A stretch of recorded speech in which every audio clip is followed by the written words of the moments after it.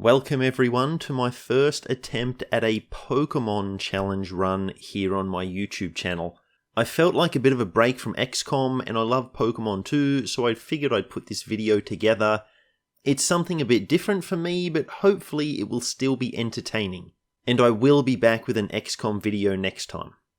Now the footage you're watching is pretty old, hence why the border is still there. And I've got a couple of old Pokemon runs with the border that I'll probably turn into edited videos. Now this is only a temporary arrangement, I'm not bringing the border back permanently, so don't worry about that. But there are quite a few of you who like the border, so hopefully you enjoy this video. And today I'm attempting to beat Pokemon Gold without healing. Now what do I mean by healing? Well, anything that restores your HP, PP, or cures status effects. Now HP means hit points, basically just your health, and PP means power points. Now power points dictate how many times you can use a move, and generally speaking, the more powerful the move, the less PP it has. And I assume this is to prevent you from just spamming the most powerful moves in the game, it instead forces you to pick your spots.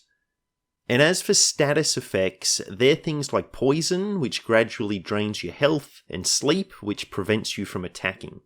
Now in a normal playthrough of Pokemon, the easiest way to restore all of these things is to just visit a Pokemon Center. The nurse will restore HP and PP back to their maximum, and cure any status effects your Pokemon has suffered, and she'll do it all for free, in only a couple of seconds. So naturally for us, healing at Pokemon Centers is out.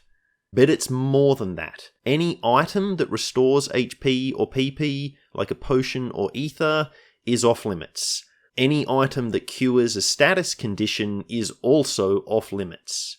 And any moves that restore HP or PP, things like recover, they're also out. And finally, placing a Pokemon in the PC actually heals it too. So this means if we do deposit any Pokemon into the PC, we're not allowed to withdraw them again. They're stuck in the PC for the rest of the run. It also means if we want to catch a wild Pokemon, we have to have spare space in our party to avoid sending it to the PC. Now there is one exception to the no healing rule. At some points in the game, the story forces a heal upon you. There's nothing we can do to avoid these, so they're allowed. I think there's less than half a dozen of them in the entire game though, so they're going to be few and far between. And these will be the only times we're allowed to heal our Pokemon. Also, the only items that we'll be using in battle are held items and balls for catching wild Pokemon. So as you can see, I picked Totodile as my starter. Originally I was thinking Cyndaquil, but Totodile is definitely the best choice for this run for a couple of reasons. And the first is Rage. That's the first move Totodile learns by level up, and it's not a great move by any means, but it does at least inflict damage. Now by comparison, the first move Cyndaquil learns by level up is Smokescreen. Smokescreen lowers accuracy, but it doesn't actually inflict any damage on the opponent. And in the early game, and in fact for a lot of the game, PP is actually the biggest hurdle, not HP. So you can always get more HP just by leveling up, but PP is very hard to come by. So with Totodile, if we run out of PP on his first move Scratch, we have another damaging move we can use in Rage. With Cyndaquil, if we ran out of tackles, he would have no more damaging moves. So we can go a lot further with Totodile. And there is another reason Totodile is the best choice, but that won't become apparent until much later in the game. So you can see here I'm laying waste to a whole bunch of weak Pokemon. Our first task of the game is to visit Mr. Pokemon's house, and when we get there, he actually gives us our first mandatory heal. So we can safely exhaust our PP on some grinding, knowing that he's going to restore our moves for us. And the reason we want to grind is to be a high level for the first rival fight. Now given we're over twice the Chikorita's level, we stomp it into the ground quite easily. And once he's defeated, we return to Professor Elm and then begin our journey proper. The first thing I do is catch a bunch of Rattatas. I basically just throw a Pokeball, and if we don't catch it, I reload the game. And that's worth noting here, this isn't like one of my XCOM runs, I'm allowing myself to reload. And the reason I reload if a Pokeball fails is because I don't want the Rattatas taking any of our HP. We're going to need it. So we want to catch it before it can attack us. Also, you'll probably see me use save states in this run.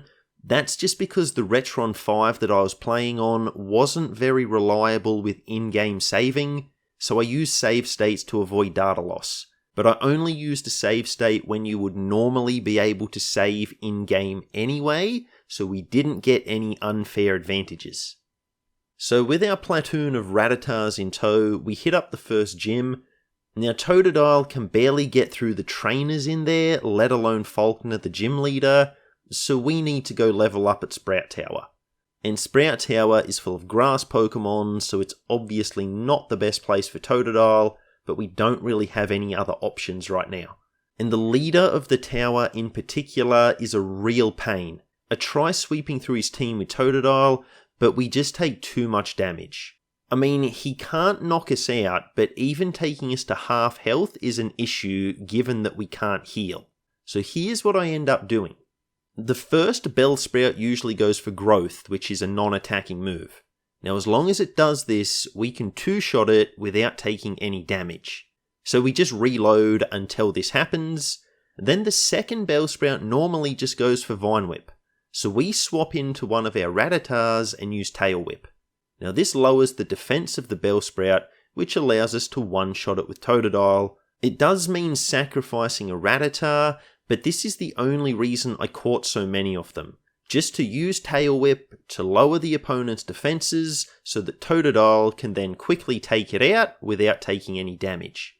Now the final Hoot Hoot does some damage to us, but it's not a lot and I'm not worried about it.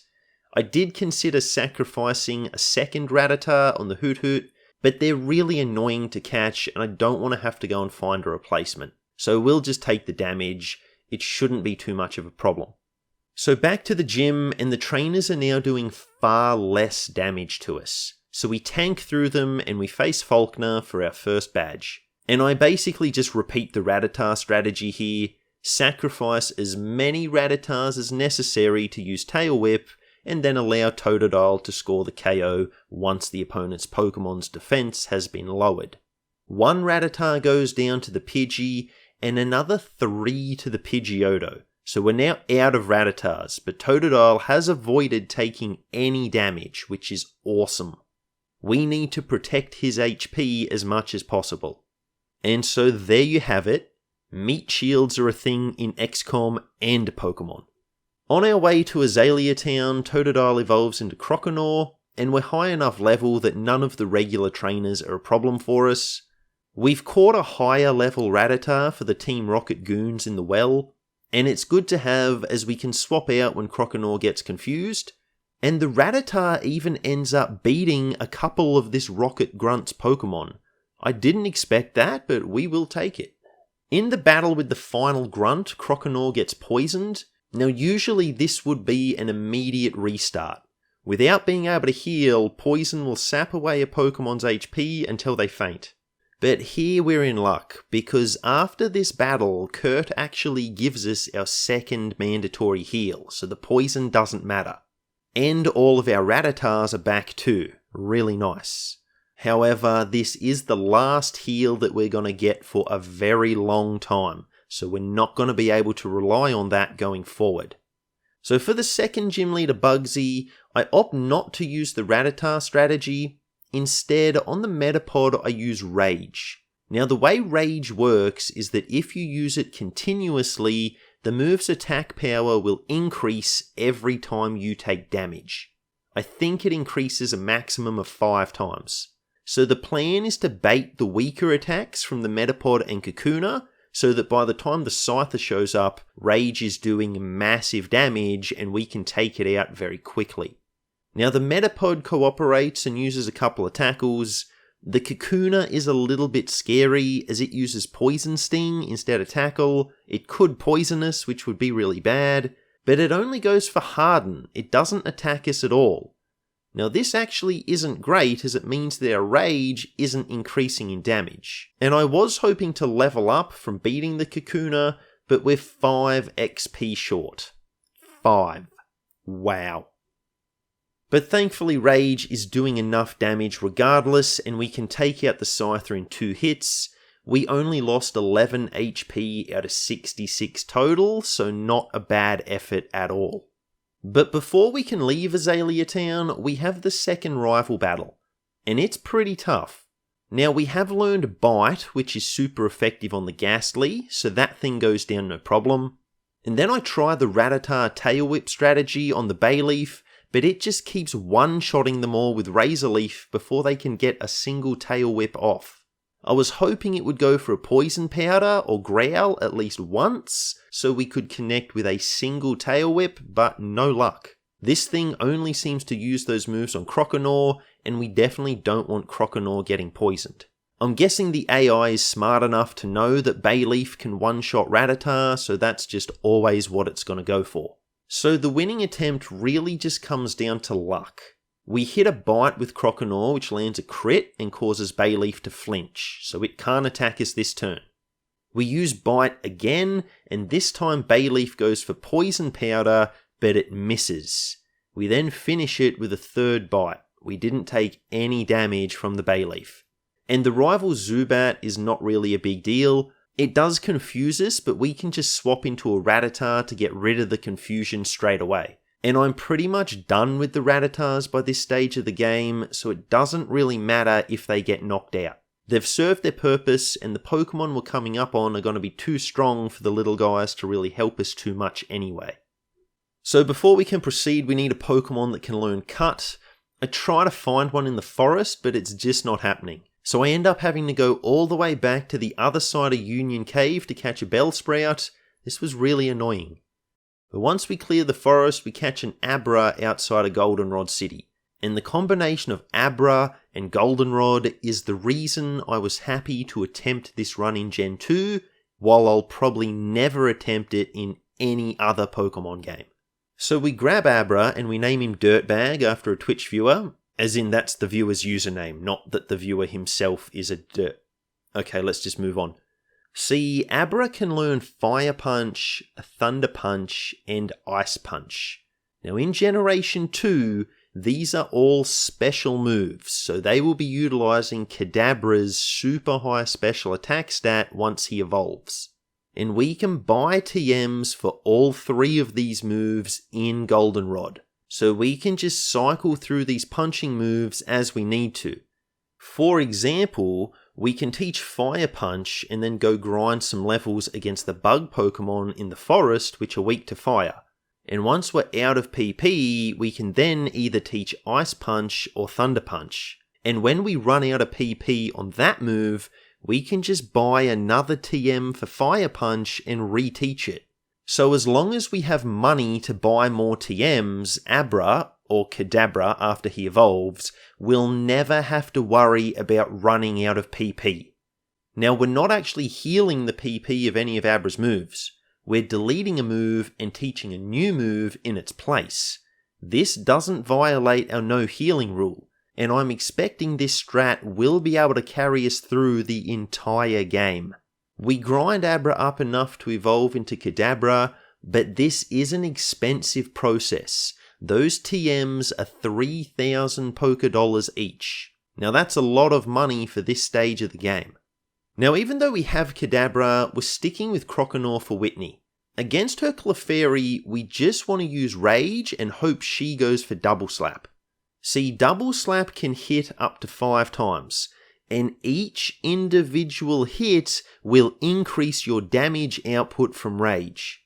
So potentially, after the Clefairy does one move, we could be doing maximum damage with Rage. So the Clefairy isn't cooperating the first time around, so we reload and it finally goes for Double Slap, and it misses. Now this is probably the only time I'll ever be annoyed that an opponent's move has missed. And then it uses Mimic and starts using Rage against us. Our Rage hasn't built up enough, and we're doing nothing to the Miltank. This is not going to work. We need to reload here.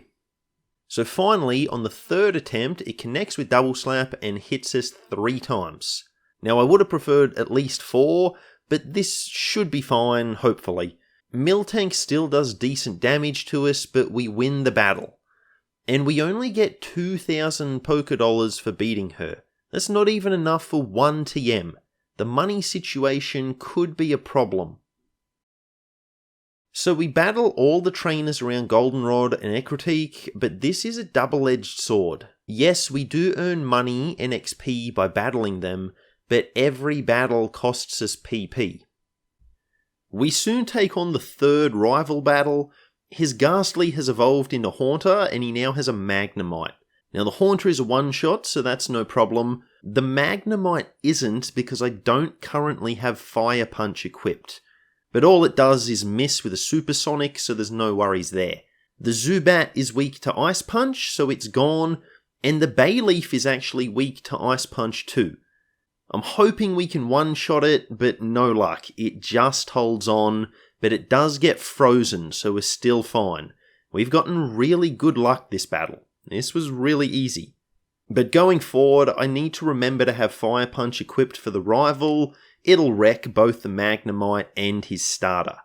Now gym number 4 is up next, and there's really not too much to say. All his Pokemon are part poison, so Kadabra's psychic moves just rip them to shreds. Even the Gengar is a one-shot. So yeah, sucks to be him I guess. Moving on.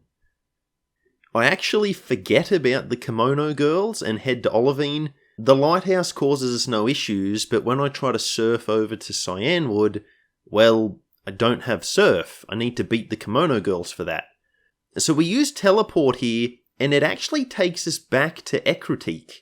I was expecting to get transported back to the first town since we haven't healed in any Pokemon Centers, but it turns out this ability sends you back to the last Pokemon Center you visited, not the last one you healed in.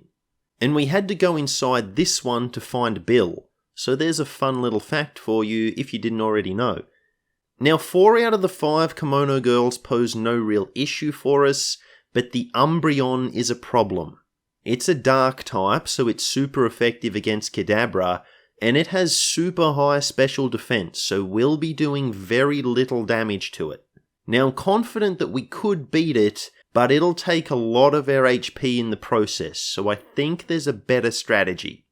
Now I can't remember if this was changed in the remakes, but in the original Gen 2 games you can actually get to Mahogany Town without surf. You just need to take a quick detour through the cave. And in the grass just before Mahogany Town you can catch Mankey, at least in gold. He's not in silver version. So we spend a long time searching in the grass and we find a Mankey. And then after an even longer amount of time, we're finally able to catch one. It's at level 15 and fighting is strong against dark. Plus Mankey will use physical attacks, bypassing Umbreon's insane special defense. Now Umbreon's physical defense is also very high, but Mankey is fast and hits hard. He takes this thing out pretty easily. I'm not planning on using Mankey for anything else in this run, but hey, he was really useful for this battle, so credit where it's due. Thanks a lot, Mankey. And now that we finally have Surf, I can teach it to Croconaw. Surf is pretty much the best water type move in the game, so this is really good to have. And it has the bonus that we can now travel to Cyanwood. I have to level up a little with Kadabra in order to be able to one-shot the gym trainers.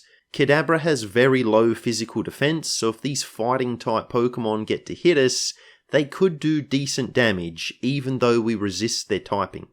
Now Chuck the gym leader isn't too much of a problem. We can one-shot the Primeape with Psybeam, but the Poliwrath just survives. It hits us with Dynamic Punch, which does big damage, so we reload.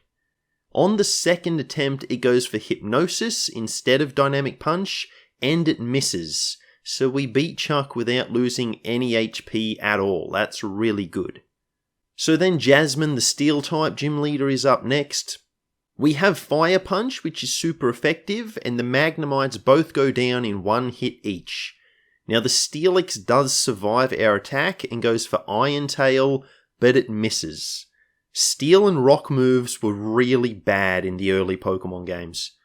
Anyway, Jasmine uses a Hyper Potion, but all she can do is delay the inevitable. We win this battle on the first attempt.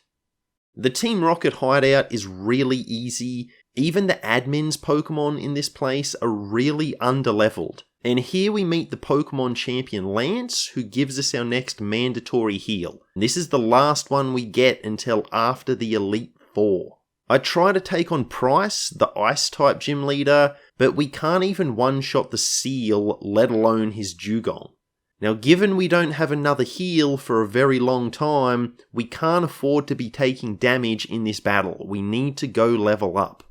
So we try again at level 40 after beating the Seal, and we now have Thunder Punch, which is super effective.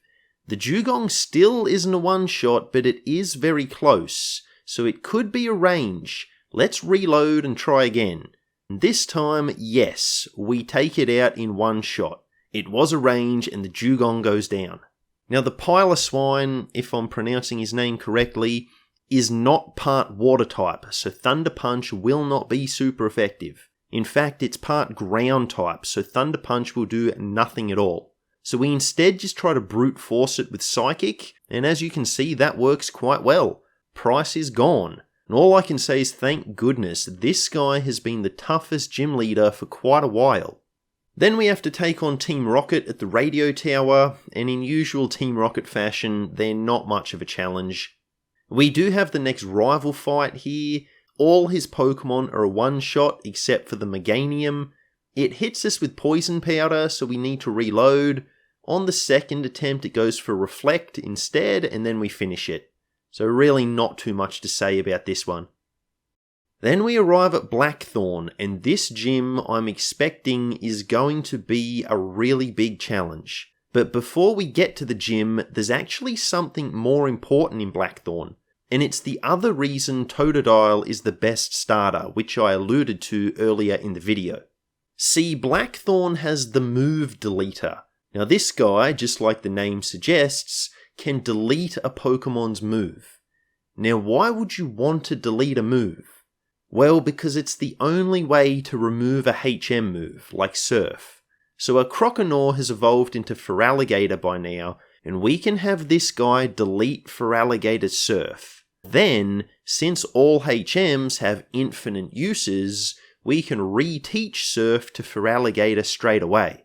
And as long as we can make it back to Blackthorn, we can repeat this process as many times as we want. This means anytime we run out of PP on Surf, which remember is one of the best water moves in the game, we can just come back here, delete the move, reteach it, and we'll have full PP once again.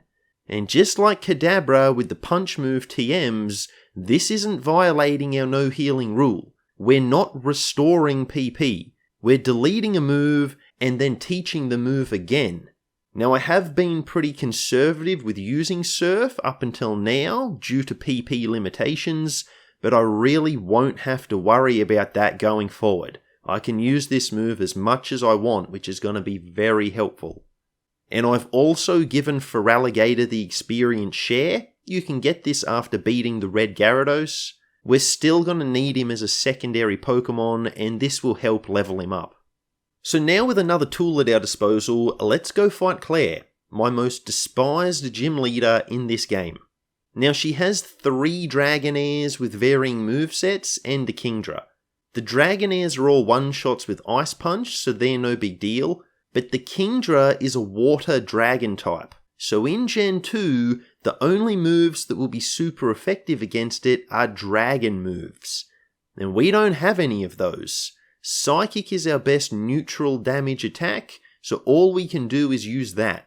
But it's nowhere close to one-shotting this thing. And it hits us with Dragon Breath, which does 40 guaranteed damage. That's really too much to take before the Elite Four, so I reload. And my plan isn't really that exciting. We just need to wait until we either score a critical hit to one-shot the Kingdra, or until it uses a garbage move like Smokescreen. and on the second try, we get the crit and we win. So it actually wasn't much of a challenge after all. I don't know, what can I say? Kadabra is just way too OP in this game. And here's why I dislike Claire so much. After you beat her, she doesn't give you the gym badge. Instead, she sends you on some useless fetch quest. Like, what is this? Even Giovanni, a literal crime boss, had more honor than this lady. How has she not been fired as a gym leader for this? Whatever, we find the stupid item and then she gives us our 8th badge. Let's get out of here. I stock up on the punch TMs as we may not be able to buy any more for a little while, and then we head on over to Kanto to face the Elite Four. But on our way there, we get walled by Psychic Richard and his level 36 Espeon. Now we could beat him, but not without taking more damage than I can deal with. This guy can't be skipped either, we can't just go around him, we have to battle him. And I figure if this Espeon is giving us problems, that's probably a sign that we're not strong enough for the Elite Four. So we battle all the trainers in the area, and then we return at a higher level when we can reliably two-shot this thing. Now a couple of things have to happen here. One, the Espeon cannot use Quick Attack, as that's a priority move and lets it go first, even though we're the faster Pokemon. That's just going to mean it gets an extra attack, which we don't want. Then we're hoping to either land a crit and one-shot, or score a paralysis with Thunder Punch, which will prevent the Espeon from attacking us back. Now after about 1 million reloads, without a single word of hyperbole, I realised that this just isn't happening. I've even tried with Ice Punch 2 to get a freeze instead of a paralysis, but it's no good. So we end up grinding all the way to level 50, and I'm hoping we can one-shot this thing. Well, at level 50, we finally get a crit and take this obnoxious Pokemon down. Now this was really annoying, but I wanted to be at least level 50 for the Elite Four anyway, so some grinding was always going to be necessary. We've just done it a bit earlier than I planned. And I should note on this route there's a lady in a house that will heal your Pokemon. We're not allowed to use her either. And just as we're about to arrive at the Elite Four, we get ambushed by the rival. He's the same deal as last time though. All his Pokemon except Meganium are one-shots. It poisons Kadabra just like last time, so I reload. We did come very close to knocking out the Meganium in one hit, so it could be a range. We try again one more time, and yeah, we take it out. If it survived again, I'd planned to give Kadabra the Never Melt Ice item, which boosts Ice-type attacks. That would have guaranteed the one-shot, but we didn't need it. Now in this cave, we can also pick up the TM for Earthquake, which surprisingly, Feraligatr can actually learn. And Feraligatr has very high physical attack, so a ground move like Earthquake is going to be very helpful. So now it's time for the Elite Four. Will, the Psychic Trainer, is up first. Both of his, Zatus,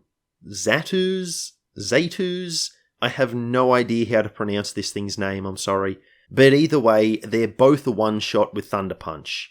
The Jinx, however, is not a one-shot with Fire Punch. I was really surprised by this. Now Jinx has pretty low physical defense, so I try a slash with Feraligatr, but that's not a one-shot either. Now I really don't want to take any damage in this battle, as it's still very early into the piece. Now there is a simple solution to guarantee a one-shot on the Jinx. We can just equip the Charcoal, which will boost the power of Fire Punch by just enough to finish this thing off. But there is a problem with that plan. You know how earlier I was saying that money would be a big problem in this run? Well, I sold the Charcoal that we obtained for TM money a really long time ago. So we have to travel back to Johto, where we can buy a Charcoal in Azalea Town, and then make our way to the Elite Four once again. It's not a huge deal, but it was a bit annoying. And with the Charcoal equipped, you can see Jinx is now a one-shot with Fire Punch. The Executor is also a one-shot, but the Slowbro I was worried about. This thing is bulky, and we're nowhere close to one-shotting. Now thankfully it only goes for Amnesia, which is a non-damaging move, so we can finish it off on the next turn without any problems. Things start off fine with Koga. All of his Pokemon are a one-shot, or at least they would be, but I stupidly go for Thunder Punch against the Crobat. I'm pretty sure a Psychic would be a one-shot, but Thunder Punch is not. And this thing lands a Toxic on us. That's an automatic reload.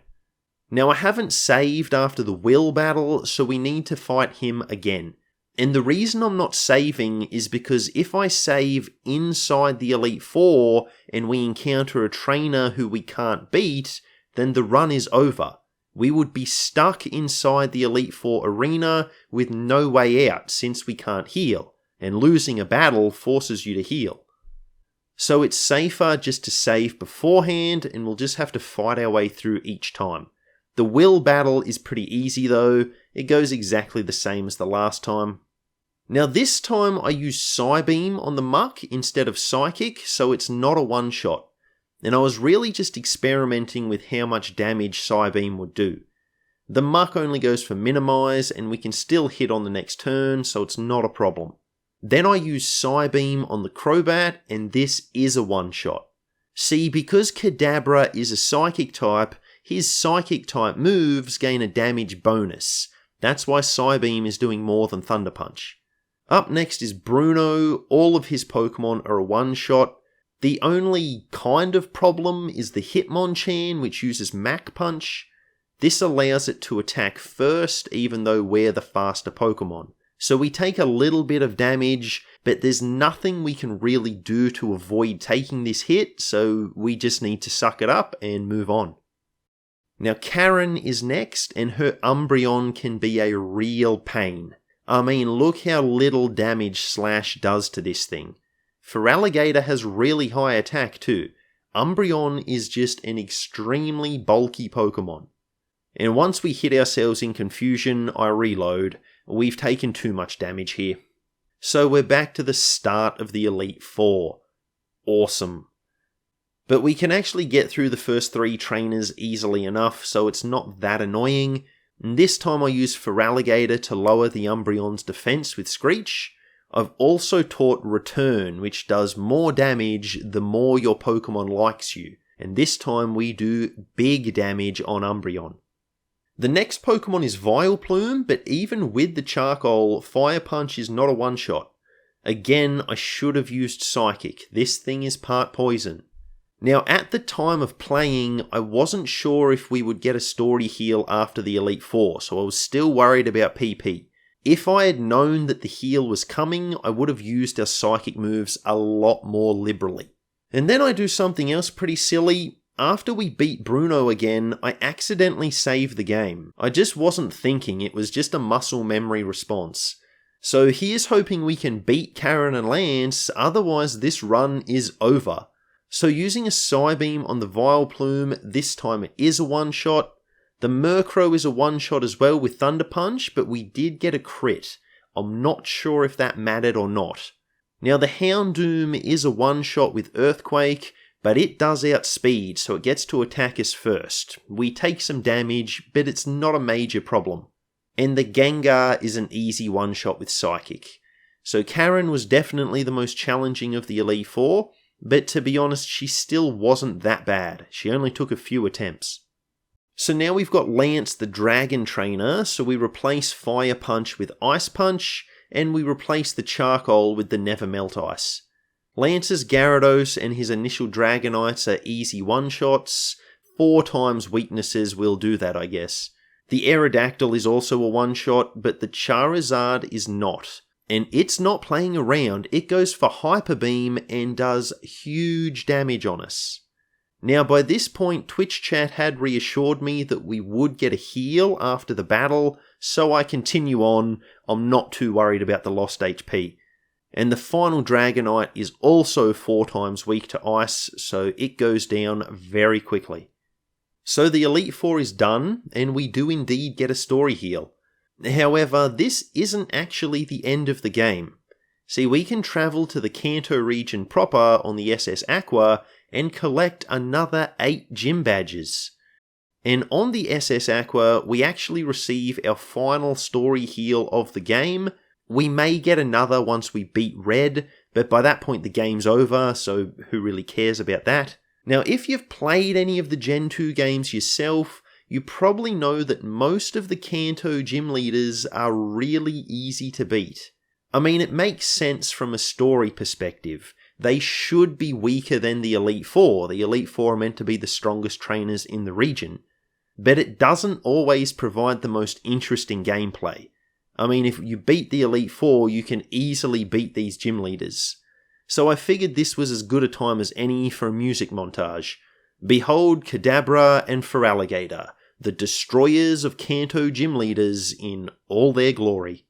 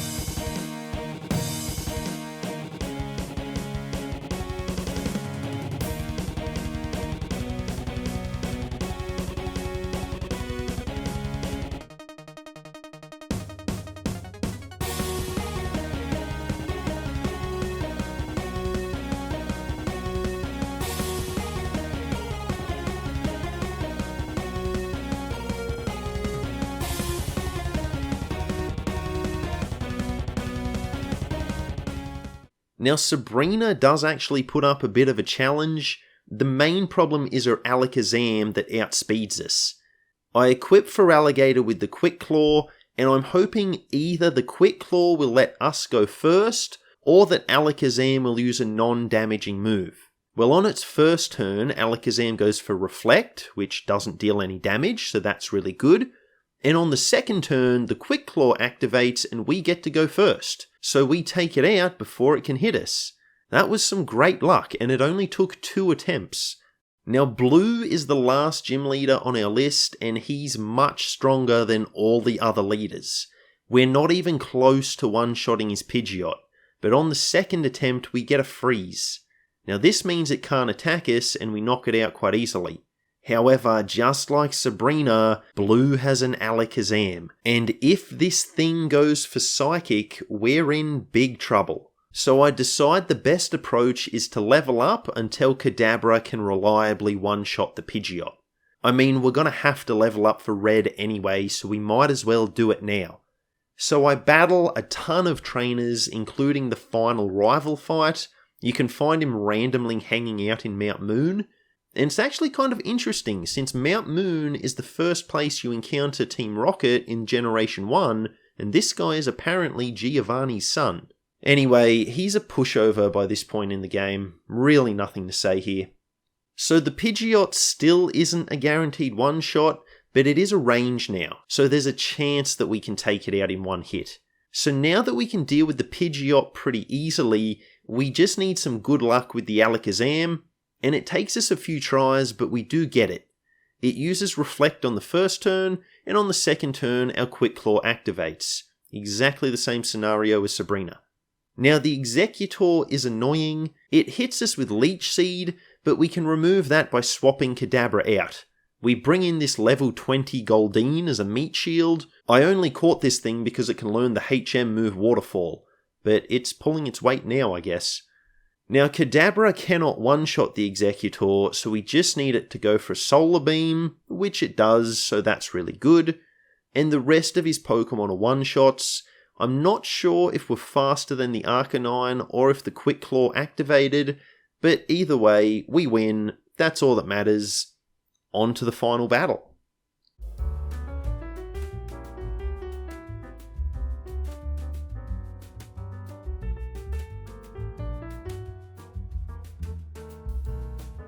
And the final battle is of course Red. Now this guy is one of the strongest NPCs in Pokemon history.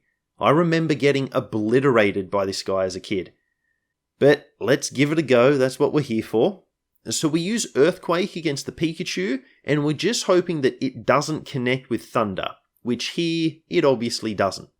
Now the Venusaur isn't too bad, it normally just goes for Solar Beam. This move takes one turn to charge up, so we can normally knock it out before it inflicts any damage on us.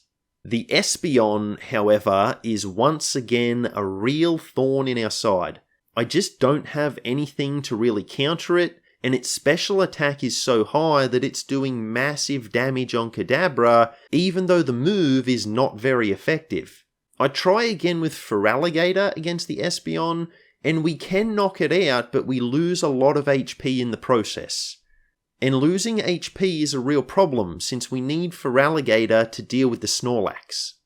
Because Snorlax is so bulky, and it can use Rest to recover HP, my plan is to use some Screeches to lower its defense and then hit it with Return to inflict massive damage that the chunky boy cannot recover from quickly enough. But Feraligatr is going to need full HP to even have a chance for this plan to work. I mean, you can see the damage he does after only one Screech. It's still very little.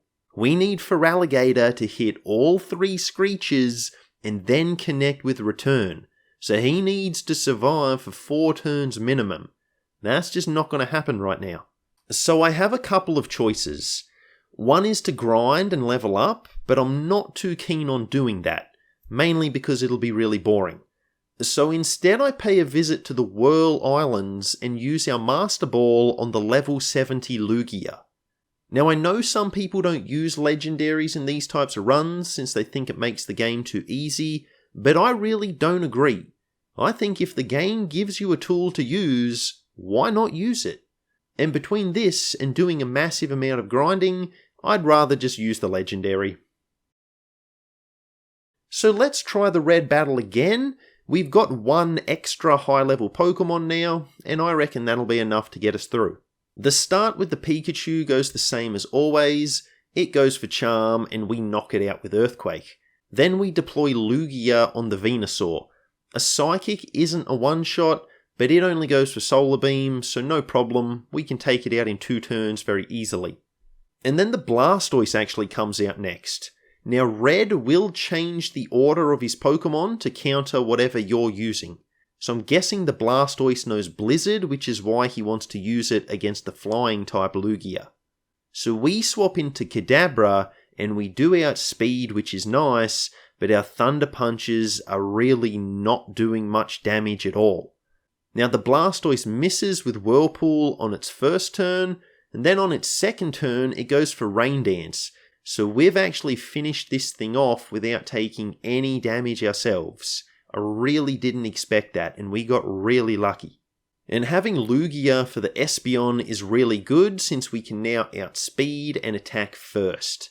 One Hydro Pump does big damage, but we unfortunately miss with the next two. Now we do take some damage with Lugia, but nothing too bad, and we finally drop the Espeon. And now for Big Boy Snorlax. Initially we're outspeeding with Feraligatr, but it does paralyze us with a Body Slam, so that slows us down. And on top of that, one of our Screeches fails, so we can only hit 2 before Feraligatr gets knocked out. However, him being knocked out is actually okay now since we have Lugia as a fallback.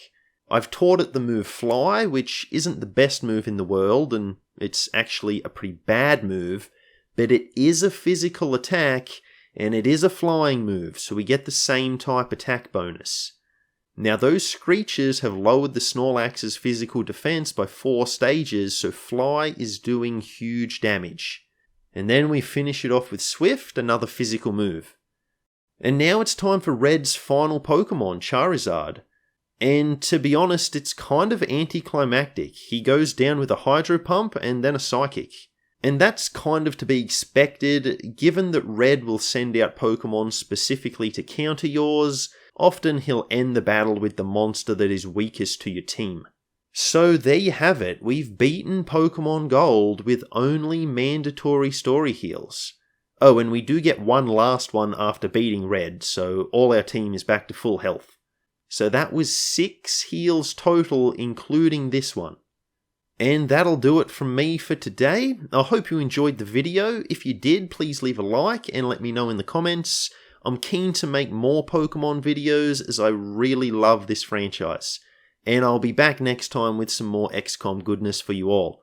Until then, take it easy and enjoy the rest of your day.